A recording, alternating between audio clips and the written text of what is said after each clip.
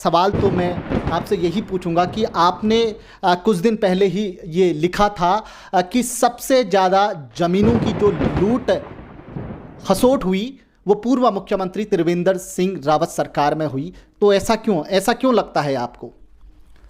देखिए देवेंद्र, मेरा ये कहना नहीं है क्योंकि मैं नमस्कार, बहुत बहुत स्वागत है आपका मुद्दा टीवी में। मैं हूं देवेंद्र प्रसाद। हर बार मैं अपने इस शो में एक ख़ास पर्सनालिटी से आपको रूबरू कराता हूं और आज जो हमारे साथ हमारे स्टूडियो में जो पर्सनालिटी मौजूद हैं उनके बारे में मैं बस इतना कहना चाहूँगा कि जब वो अपनी कलम से किसी मुद्दे पर लिखते हैं तो सत्ता के गलियारों में जो गूंज है वो बहुत बड़ी गूंज सुनाई देती है। और जो हुक्मरान है इस उत्तराखंड के, जो इस उत्तराखंड को चलाते हैं, वो उस मुद्दे पर सोचने पर, उस मुद्दे पर किसी निष्कर्ष लेने पर मजबूर हो जाते हैं। जी हाँ, मैं बात कर रहा हूँ बहुत ही सीनियर पत्रकार, देश के अलग अलग शहरों में देश के नामी गिरामी जो न्यूज़पेपर हैं उन पे काम कर चुके हैं और ख़ुद की उत्तरजन टुडे नाम से एक मैगज़ीन भी चलाते हैं। जी हाँ, मैं बात कर रहा हूँ गुणानंद जखमोला जी की, जो आज हमारे साथ मौजूद हैं। सर, सबसे पहले तो बहुत बहुत स्वागत है आपका मुद्दा टीवी में। Thank you. और मुद्दा टीवी को भी बहुत बहुत शुभकामनाएं कि आप लोग बहुत अच्छा काम कर रहे हैं और मुझे खुशी है कि आप लोगों ने मुझे बुलाया है। सर, ये तो हमारी भी खुशनसीबी है कि आप हमारे स्टूडियो में आए। सवाल मैं बस यहीं से शुरू करूंगा कि सर, सबसे पहले तो ये बताइए कि सच लिखने की ताकत कहाँ से आती है, कहाँ से ये इंस्पिरेशन मिलती है? नहीं, देखिए ना, जो भी जर्नलिस्ट हैं और जिनका ज़मीर जिंदा है तो उनको तो स्वतः ही आता है। ये तो मतलब सेल्फ मोटिवेटेड जो पावर होती है कि अगर आप जनता के प्रति उत्तरदायी समझे आपको, और आपकी जो जर्नलिज्म है वो बायस नहीं है। अगर आप बायस नहीं है तो सच है। मैं ये इसलिए बोल रहा हूँ क्योंकि मैं अब उन सवालों पे आता हूँ जो सवाल है उत्तराखंड के जो सत्ता में बैठे लोग हैं उनको भी शायद रात को सपने में आते होंगे। ऐसे सवाल आप करते हैं। सबसे पहला सवाल तो मैं आपसे यही पूछूंगा कि आपने कुछ दिन पहले ही ये लिखा था कि सबसे ज़्यादा ज़मीनों की जो लूट खसोट हुई वो पूर्व मुख्यमंत्री त्रिवेंद्र सिंह रावत सरकार में हुई। तो ऐसा क्यों लगता है आपको?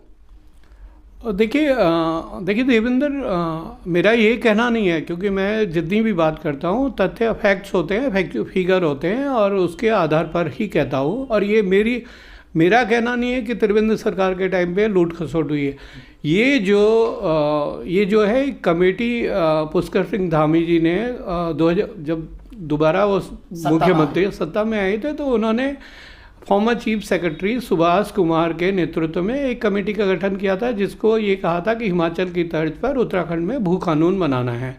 तो उसके लिए क्या क्या आप सिफारिशें करते हैं तो ये इस पर टटोलिए। तो सुभाष कुमार जी से मेरी बात हुई और मैंने जो उनकी रिपोर्ट थी उसको एक तो उनके बेस पे ये कहा और दूसरी बात ये कही कि जो मेरी उनसे बात हुई थी तो उन्होंने ये कहा कि बेसिकली उन्होंने ये कहा कि उत्तराखंड में जो इन्वेस्टर समिट हुई 2018 में, और 2018 में ही भू कानून को लेकर जो बेसिकली उत्तराखंड का नहीं है लेकिन उत्तर प्रदेश जमींदारी विनाश उन्मूलन अधिनियम 1950 जो है उसमें उन्होंने संशोधन किया और उसमें दो धाराएं जोड़ी। एक धारा थी 143 का और दूसरी जोड़ी 154 खा। तो इन दोनों धाराओं के तहत जो एक कैप लिमिट थी, मतलब मैक्सिमम जो पहले एनडी थी, हाँ उसमें भी मैं अभी बताऊंगा आपको, लेकिन उसमें ये थी कि जो कैप थी कि 12.5 हेक्टेयर ज़मीन खरीद सकते हैं इंडस्ट्री के लिए, वो भी हटा दी और कहा कि अधिकतम कुछ भी ले लो। अब उसमें ये हुआ है, जो मेरी सुभाष कुमार जी से बात हुई थी, उनका कहना है कि 40% जो ज़मीनें खरीदी गई तो वो फर्जी, वो एग्जीक्यूशन हुआ ही नहीं। लोगों ने ज़मीन खरीदी, और ज़मीन कैसे खरीदी, उसमें क्या क्या अनियमितताएँ हुई हैं। एक अनियमितता ये हुई है कि आपने स्टोन क्रशर लगाना है। अब आपने स्टोन क्रशर कितने बीघा ज़मीन में लग सकता है? मैक्सिमम 1, 2, 3, 5, 10 बीघा ज़मीन ले लो। लेकिन वो स्टोन क्रशर के नाम पर 100 बीघा ज़मीन ले ली, और बाकी 10 बीघा पे न स्टोन क्रशर लगाया और ना उस ज़मीन का वो किया, और उसकी प्लॉटिंग करके बेच दी गई। दूसरी तरह की अनियमितता ये थी कि जो करार 2018 में हुए, जो MOU साइन हुए, जो कहा गया कि 1,24,000 करोड़ के समझौते हुए हैं MOU, उनका एग्जीक्यूशन नहीं हो पाया। और जो उन्होंने प्लॉट ले लिए, ज़मीन ले ली, लेकिन 2 साल बीत गए, 3 साल बीत गए, 5 साल बीत गए, अभी तक उन पे काम ही नहीं हुआ। तीसरी तरह की अनियमितता ये हुई कि जिनको सेलाकुई, सिडकुल और वहाँ जो ज़मीनें दी गई थी, तो उन ज़मीनों का क्या किया है इन्होंने कि प्लॉट डाल दिए इंडस्ट्रियल, और चुप बैठे हुए हैं 5 साल से, या टैक्स हॉलीडे का बेनिफिट लिया, और उसके बाद क्योंकि सर्विस इंडस्ट्री थी तो वो भाग गए। और सबसे बड़ी बात यह है देवेंद्र, मैं ये बताना चाहता हूँ, ये बहुत गंभीर बात है कि उत्तराखंड में 68,888 मध्यम वर्गीय इंडस्ट्री हैं, और टोटल पिछले 23 साल में केवल हमारे प्रदेश में आश्चर्य की बात है कि केवल 330 ही मदर इंडस्ट्री है, बाकी सब सर्विस इंडस्ट्री हैं। अब जो ये है कि टैक्स बेनिफिट आया, तो जैसे शुरू के 10 साल टैक्स बेनिफिट रहा, तो लोगों ने इसका टैक्स बेनिफिट का लाभ लिया और फिर भाग गए। 2018 में जो MOU हुआ उसमें टैक्स रिबेट ली, सब्सिडी ली, और फिर भाग गए। तो मेरा ये कहना है कि ज़मीनों की लूट खसोट, इसलिए मैं ये कह रहा हूँ कि इस पर कोई मॉनिटरिंग हो, टास्क फोर्स हो, और यही बात जो 23 रिकमेंडेशन सुभाष कुमार समिति ने दी है उनमें से ये है। सर, मैं आपसे ये सवाल इसलिए पूछ रहा हूँ क्योंकि अभी जो है मूल निवास को लेकर उत्तराखंड की जो राजधानी है देहरादून में एक बहुत बड़ा उसे आंदोलन कह सकते हैं, जन आंदोलन, और उस आंदोलन में जो है बुद्धिजीवी वर्ग जो है उसने बढ़ चढ़कर भाग लिया। और सबसे बड़ी बात यह है कि लोग खुद इस मुहिम का हिस्सा बनने के लिए उत्तराखंड की अलग अलग जगहों से आए। तो मूल निवास में भी जो है आपने कवर करा, और मूल निवास के मैटर पे भी आप लगातार जो है अपनी बात सोशल मीडिया के माध्यम से या मैगजीन के माध्यम से रख रहे हैं। मूल निवास के ऊपर आप क्या कहना चाहेंगे? देखिए मूल निवास क्या है? संविधान प्रदत्त है।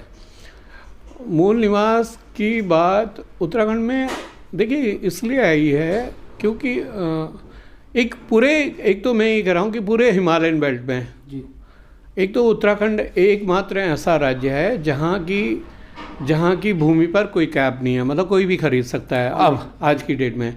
दूसरा ये है कि मूल निवास, जब संविधान में ये व्यवस्था है कि 1950 से पूरे देश में ही, इंक्लूडिंग जो राज्य हमारे साथ बने, जैसे छत्तीसगढ़ बना, तेलंगाना बना, और इन राज्यों में भी जो मूल निवास का वो है, तो बल्कि छत्तीसगढ़ ने तो 1932 रखी हुई है कट ऑफ डेट, मतलब जो निवासी वहाँ, हाँ 1932 है, उनको मूल निवासी। अच्छा, मूल निवासी का ये नहीं है स्थायी निवास और मूल निवास, मैं ये नहीं कह रहा हूँ कि जी हम स्थायी निवास का विरोध कर रहे हैं, लेकिन मूल निवास है कि हमारी पहचान तो हो, जिस पहचान के लिए हमारी सांस्कृतिक विरासत, हमारी सभ्यता, हमारी परंपराएं, हमारा पहाड़, हमारी जल जंगल और ज़मीन, ये जो सवाल है ये हमारी पहचान है।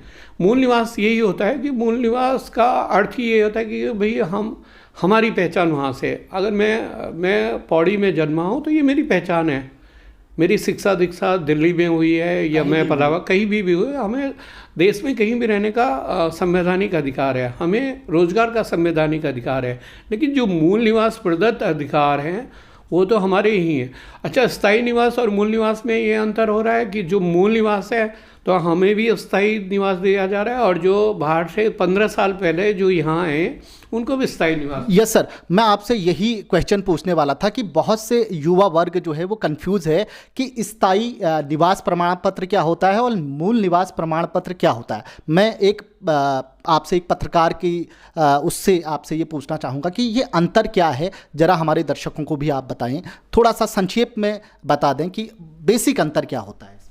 देखिए, मूल निवास ये है कि जहाँ आपने जन्म लिया है, जहाँ आपके दादा लाई, जैसे हरियाणा में कहते हैं दादा लाई ज़मीन, जैसे आपके पुरखे रहते हैं, जहाँ वास कर रहे हैं, जो आपके खाता खतौनी में और वह हैं दर्ज है। तो इसमें जो प्रेसिडेंशियल नोटिफिकेशन हुआ था जो 1960 में हुआ था, उसका आधार ये था कि भाई जो जाति प्रमाण पत्र, और बेसिकली ये मुद्दा SC ST मतलब शेड्यूल ट्राइब और शेड्यूल कास्ट मतलब जातियों के निर्धारण के लिए किया था, ताकि उनके अधिकार संरक्षित किए जा सकते हैं, सुरक्षित रखे सके, और उनको आगे मतलब समाज की मुख्य धारा में लाने का काम किया जा सके, वो भी विकास के लिए।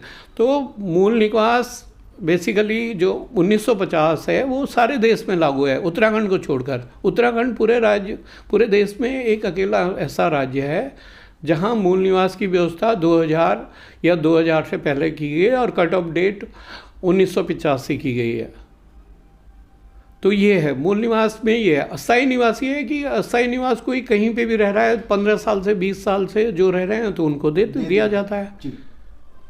सर, आपने कुछ दिन पहले ये भी कहा था कि जो अब हम थोड़ी सी कांग्रेस की बात करते हैं कि जो कांग्रेस के प्रदेश अध्यक्ष हैं करण माहरा, वो जो है बहुत ही कमज़ोर प्रदेश अध्यक्ष जो है अभी तक साबित हो रहे हैं, और कोई विज़न नहीं है, विज़नलेस हैं। तो ऐसा आपको क्यों लगता है कि जो करण महाराज जी हैं उनका कोई विज़न नहीं है? देखिए, जब कहते हैं कि पत्रकार के बारे में कहा जाता है कि सारी सत्ता के खिलाफ जहां विपक्ष काम नहीं करता वहां पत्रकार खड़ा हो जाता है जी, ठीक है।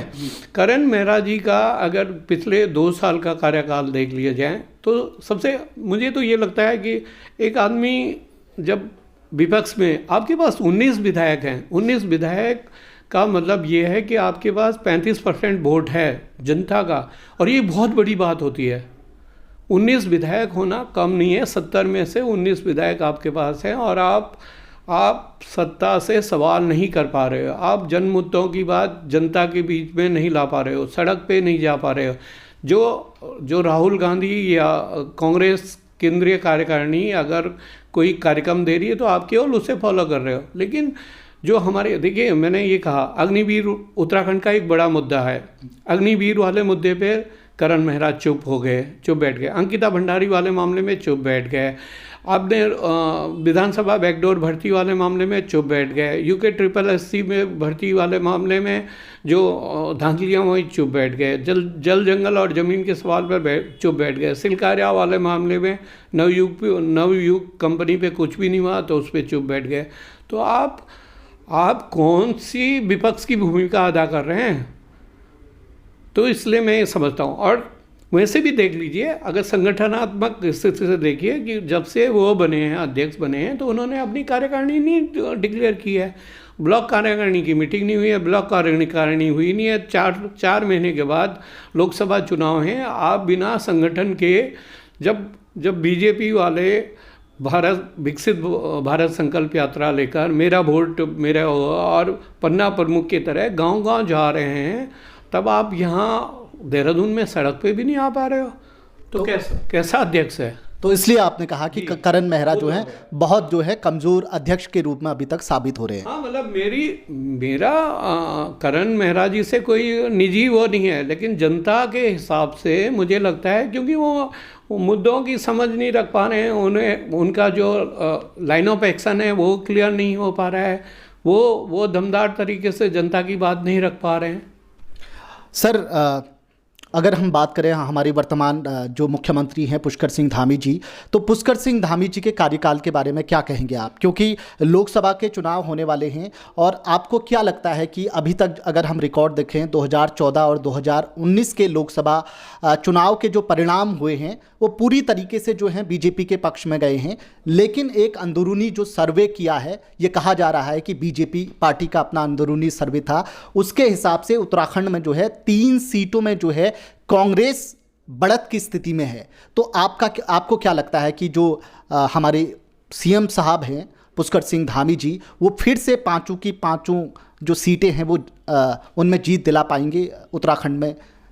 देखिए, अभी 4 महीने का टाइम है और ये कयासबाजी मतलब पॉलिटिकल कयासबाजी तो होती है, लेकिन मैं ऑथेंटिक ये नहीं कह सकता कि क्या स्थिति है। हाँ, जैसे हरिद्वार है, पौड़ी है और अल्मोड़ा वाली सीट पे कांग्रेस का वो दमदार अगर कैंडिडेट ठीक रहा, और इस बीच 4 दिन, क्योंकि अब इन्होंने कांग्रेस प्रभारी बदली है, कुमारी सैलजा को बनाया है, तो क्या पता सैलजा छत्तीसगढ़ में तो फ्लॉप साबित हुई हैं, तो अब उत्तराखंड में क्या कर पाएंगी, संगठन कैसे जोड़ेंगी, जो कांग्रेस के बीच की अंदरूनी जो गुटबाजी है, प्रीतम गुट अलग जा रहा है, करण महारा गुट अलग जा रहा है, हरीश राव जी तो अपनी ढबली अपना राग आलापते हैं, तो सॉरी, तो कई गुट हैं।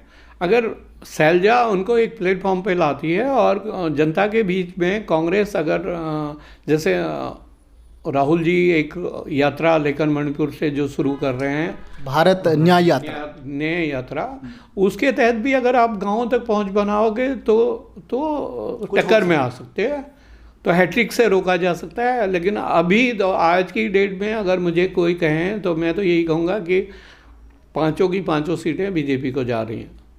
आपको ऐसा क्यों लग रहा है कि पांचों की पांचों सीटें बीजेपी को जा रही हैं? क्योंकि विपक्ष कमज़ोर है। मैंने कहा ना कि अध्यक्ष ही कमज़ोर है, टीम लीडर ही कमज़ोर है, तो मेरा ये मानना है कि जब तक टीम नहीं होगी, संगठन नहीं होगा, ये टीम वर्क से चुनाव लड़ा जाता है। मोदी उधर एक फैक्टर है, मोदी फैक्टर, मोदी का जादू बरकरार है। मोदी हमें दो तरह से प्रभावित कर रहे हैं। एक तो वो फ्री का राशन दे रहे हैं, जनता से पूछ रहे हैं, जनता से लगातार बात कर रहे हैं और जनता को वर्ग लाने में कामयाब है। एक मार्केटिंग जो दिखता है वो बिकता है। लेकिन कांग्रेस कहाँ है? आपने 2 चीज़ इसमें एक ही आंसर में 2 चीज़ें बता दी, एक तो फ्री का राशन और आपने कहा कि बरगलाने वाली बात। तो आपको क्या लगता है कि जो पहाड़ का आदमी है, स्वाभिमानी आदमी है, पहाड़ में जो है फ्री का राशन जो एक तरीके से शुरू किया गया है, उसको आप किस रूप में देखते हैं? नहीं देवेंद्र, देखिए वो एक बहुत लॉर्ड मैकाले ने क्या किया हिंदुस्तान में, जो 1905 की जो है कि किसी भी देश की, किसी भी राज्य की, किसी भी संस्कृति को ख़त्म करना है तो सबसे पहले उसकी शिक्षा पे प्रहार करो, उसके स्वाभिमान पे प्रहार करो। तो उन्होंने शिक्षा नीति को इस तरह बना दिया कि हम कलर की बन पा रहे हैं आज तक भी। 75 साल आज़ादी के बाद भी हमारे वो लॉर्ड मैकाले सिस्टम तो चेंज हुआ नहीं है। तो इसी तरह उत्तराखंड में भी जो व्यवस्थाएं हैं और जो मोदी जी ने पूरे देश में ही ये कि 5 किलो राशन की जो व्यवस्था की, जब हम उसे स्वीकारने लगे, अब ये सोचिए ना कि 80 करोड़ लोग, जब हमारी कुल पॉपुलेशन है 1 करोड़ 40 लाख के आसपास, और उसमें 140 करोड़ सॉरी, हाँ, मैं तो उसमें से 80 करोड़ जब हम फ्री का राशन पा रहे हैं तो हमारा स्वाभिमान कहाँ है? कौन से स्वाभिमान की बात कर रहे हो? हमारे किसानों को 2-2 हज़ार की किस्त दी जा रही है, उनकी ज़मीनें कब्जाई जा रही हैं, उनसे पूछा नहीं जा रहा कि क्या है। लेकिन जबकि हर 1 घंटे में 9 किसान आत्महत्या आज भी कर रहे हैं, लेकिन कहीं मुद्दा नहीं है। हर 1 घंटे में, अभी जो NCRB की रिपोर्ट आई है, 9 किसान हर 1 घंटे में। ये भारत देश की बात कर रहे हैं आप? बिल्कुल। बहुत बड़ी बात यहाँ पे जो है जखमोला जी ने बताई है कि हर घंटे में भारत देश में 9 किसान जो हैं आत्महत्या कर रहे हैं। एक बहुत बड़ी सोचने वाली बात है हम सब के लिए। सर, एक सवाल और है, कि उत्तराखंड के जो पत्रकार हैं, खासकर देहरादून के पत्रकार, आपसे नाराज़ रहते हैं। इसका कारण क्या है? क्योंकि कुछ दिन पहले आपने प्रेस क्लब के बारे में भी, क्योंकि हर किसी का ये, एक पत्रकार का ये होता है कि मेरी प्रेस क्लब के साथियों के साथ, अध्यक्ष के साथ, या जो भी प्रेस क्लब में पदाधिकारी है उनके साथ अच्छी बॉन्डिंग रहे, क्योंकि बुरे समय में, क्योंकि हर पत्रकार जो है एक अच्छे दौर से गुजरता है तो कभी बुरे दौर से भी गुजरता है। तो आप से क्यों नाराज़ हैं देहरादून के पत्रकार? क्योंकि मैं पूरे उत्तराखंड की तो बात नहीं कर रहा हूँ, देहरादून के पत्रकार। नहीं, सभी नाराज़ नहीं है, ये तो झूठ है। नहीं, ज़्यादातर जो प्रेस क्लब की मैं बात कर रहा हूँ, खासकर कुछ पदाधिकारी जो हैं वो आपसे नाराज़गी रखते हैं। नहीं, बेसिकली क्या है कि पत्रकार मुझसे अगर देखा जाए तो इतने ज़्यादा नहीं है, कुछ गिनती के जो मठाधीशी करना चाहते हैं, तो मैंने उनका विरोध किया। मेरा ये कहना है कि नए पत्रकारों को वर्कशॉप से सिखाइए। आपका अनुभव है, मैं अगर सीनियर जर्नलिस्ट हूँ, मैंने जो सीखा है मैं अपने युवा साथियों को, पत्रकार साथियों को अगर बताता हूँ कि नया क्या हो रहा है पत्रकारिता में, संवाद, एक वर्कशॉप हो, संवाद हो, कोई बात हो, सुख दुख के साथी हो। क्लब का मतलब क्या होता है? तो जब इन मुद्दों को क्लब का मतलब केवल दारू पीना नहीं है। और दारू भी आप देखिए, मैं अगर शुचिता की बात करता हूँ, मैं ईमानदारी की बात करता हूँ, मैं अगर उस स्वाभिमान की बात करता हूँ, तो मुझे ये अपने पे भी इम्प्लीमेंट होना चाहिए। आप प्रेस क्लब में आपने बार खोल दिया और उसका आकर बार लाइसेंस नहीं है और मैंने सवाल उठा दिया, तो इस पर चिढ़ने की क्या बात है? अगर किसी होटल में या किसी और क्लब में इसी तरह का होता तो उस पर तो मीडिया वाले लिख देते कि जी वहाँ तो अवैध बाढ़ चल रहा है। तो प्रेस क्लब में अगर इस तरह की व्यवस्था हुई तो सवाल ये नहीं है। सवाल सही को सही कहने और गलत को गलत कहने पे कुछ लोगों को, ऐसे नहीं कि सभी, बहुत सारे मित्र मुझे, पत्रकार साथी, सीनियर भी जूनियर भी, सब अप्रिशिएट करते हैं कि मैं, कुछ लोग हैं वो भी आप सच बोलते हैं, इसलिए शायद आपसे थोड़ा सा उनकी सहमति अलग है। नहीं, थोड़ी नहीं, बहुत सारी है। क्योंकि जहाँ कॉन्फ्लिक्ट ऑफ इंटरेस्ट की बात आती है, तो जहाँ उनका इंटरेस्ट टकराएगा मुझसे तो वो चिढ़ेंगे। सर, आज का ये आखिरी सवाल है। आपने देश के कई प्रतिष्ठित अखबारों में काम किया है। मैं ये आपसे सवाल पूछना चाहता हूँ, उत्तराखंड में जो मीडिया है, क्योंकि हर साल जो है नए जो पत्रकार हैं वो इस फील्ड में आ रहे हैं, डिग्री लेके आ रहे हैं, कहीं ना कहीं पत्रकारों का भी शोषण होता है और बड़ी बड़ी मीडिया हाउसेस पत्रकारों का, जो नए पत्रकार हैं उनका शोषण करते हैं। तो आप उत्तराखंड के जितने भी ये मीडिया हाउसेस हैं उनके बारे में या उत्तराखंड में मीडिया की स्थिति के बारे में क्या कहना चाहेंगे? क्या जो आज का युवा है, जो सपने देख के आ रहा है कि एक स्वच्छ पत्रकारिता करेंगे, निडर पत्रकारिता करेंगे, क्या वैसा माहौल, क्योंकि मैं देश की बात नहीं कर रहा हूँ, उत्तराखंड में है अभी भी ऐसा माहौल, एक स्वच्छ और निडर पत्रकारिता करने वाला माहौल? देखिए, एक्सेप्शन हर जगह होते हैं। और दूसरा ये है कि देखिए, जब 1992 में जब उदारवाद आया, लिबरलाइजेशन के बाद कॉर्पोरेट जर्नलिज्म आ गया। पहले झोला पत्रकारिता होती थी, तो झोला पत्रकारिता मिशनरी होती थी। अब कॉर्पोरेट है, अब हित है। अब जो इंडस्ट्री है, मीडिया इंडस्ट्री है, उसमें जैसे अडानी अंबानी के 19 चैनल हैं, बड़े बड़े मतलब टाटा बिरला हाउसेज हैं, या अमर उजाला, जागरण जैसे बड़े संस्थान जो हैं, तो इन लोगों ने, भास्कर है, तो इन लोगों ने क्या किया है कि पत्रकारिता की आड़ में बिजनेस का नाम भी यूज किया। और ये स्वाभाविक है कि ये हित पोषित है। एक तो स्वल्प हित, दूसरी बात ये थी कि पहले 2000-5000 रुपये वेतन होता था, अब लाख रुपए वेतन वालों की लंबी लाइन है। मतलब जिनको 50,000 से 1 लाख मिलता है, तो वो लोग अनगिनत हैं हर एक ही संस्थान में।